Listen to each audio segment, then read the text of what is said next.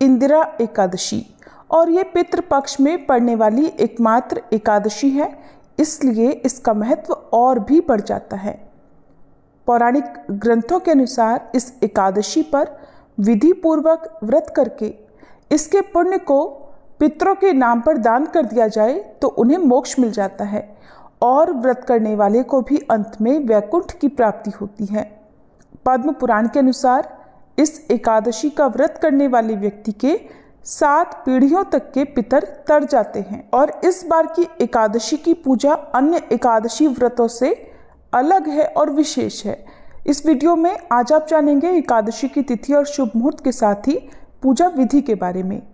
इस बार आश्विन महीने के कृष्ण पक्ष की एकादशी तिथि 17 सितंबर बुधवार को 12:21 AM से, देखा जाए तो ये 16 सितंबर मंगलवार की देर रात का समय होगा, प्रारंभ हो रही है, जिसका समापन 17 सितंबर बुधवार को रात 11:39 पर होगा। बुधवार को पूरा दिन ही एकादशी तिथि रहेगी, इसलिए इस बार इंदिरा एकादशी का व्रत केवल 17 सितंबर दिन बुधवार को ही रहेगा। सभी गृहस्थजन और सभी वैष्णवजन एकमात्र इस दिन एकादशी का व्रत रखेंगे। दशमी तिथि के नियमों का पालन एक दिन पहले मंगलवार को किया जाएगा और एकादशी के दिन ब्रह्म मुहूर्त सुबह 4:41 से 5:29 तक रहेगा। इस दिन प्रातःकाल पूजा सुबह 4:57 से 6:07 के बीच में की जाएगी और पुनर्वसु नक्षत्र का शुभ योग इस दिन सुबह 6:26 तक रहेगा और उसके बाद में पूरा दिन पुष्य नक्षत्र रहेगा और ये योग पूजा के लिए या पितृ संबंधी कार्यों के लिए बहुत ही शुभ माने जाते हैं।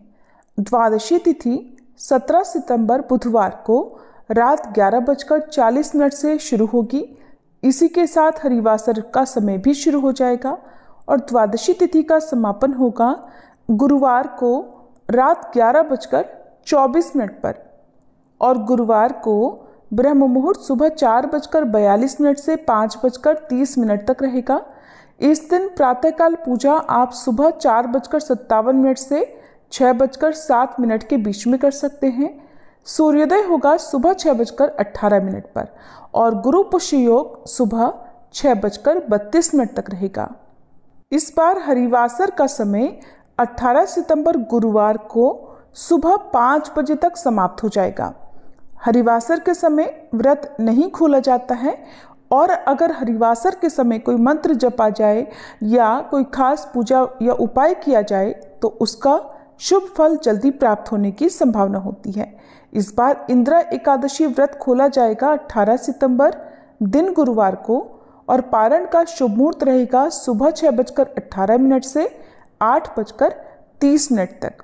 वैसे तो सूर्योदय के बाद जितनी जल्दी हो सके व्रत खोल लेना चाहिए, लेकिन क्योंकि गुरुवार को पूरा दिन ही द्वादशी तिथि रहने वाली है, इसलिए जो भक्त किसी कारण से सुबह व्रत ना खोल पाए वो दोपहर में 1:30 बजे से 3 बजे के बीच में भी व्रत खोल सकते हैं।